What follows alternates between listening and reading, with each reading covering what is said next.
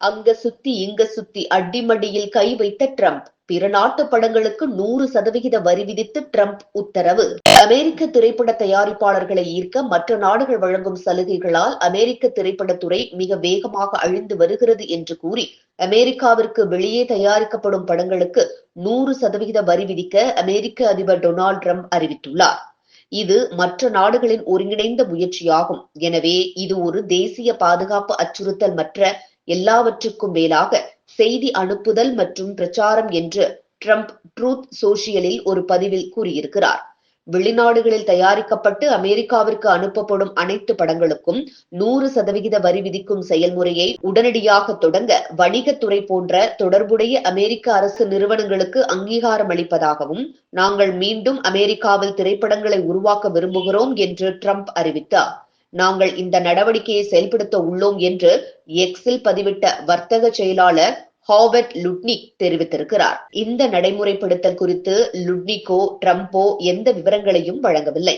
இந்த நடவடிக்கை வெளிநாடுகளில் திரைப்படங்களை தயாரிக்கும் வெளிநாட்டு அல்லது அமெரிக்க தயாரிப்பு நிறுவனங்களை குறிவைக்குமா என்பது தெளிவாக தெரியவில்லை. கடந்த 10 ஆண்டுகளில் லாஸ் ஏஞ்சல்ஸில் திரைப்படம் மற்றும் தொலைக்காட்சி தயாரிப்பு கிட்டத்தட்ட 40% குறைந்துள்ளதாக தகவல் வெளியாகி இருக்கிறது.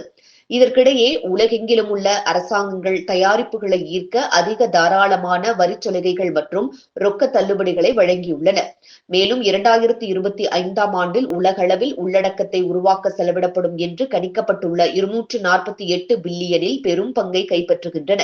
சீனாவுடன் வர்த்தக போரை தூண்டிவிட்டு உலகளாவிய வரிகளை விதித்ததன் மூலம் சந்தைகள் குலுங்கின. அமெரிக்க மந்தநிலை குறித்த அம்சங்களுக்கு வழிவகுத்த பின்னர் ட்ரம்பின் இந்த பதிவு வந்திருக்கிறது.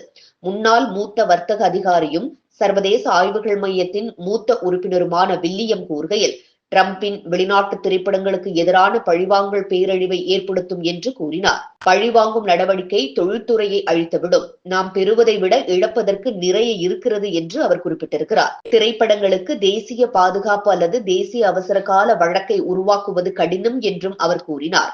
இந்த அறிவிப்பு சர்வதேச திரைப்படத்துறையில் பெரும் தாக்கத்தை ஏற்படுத்தும் என்று எதிர்பார்க்கப்படுகிறது.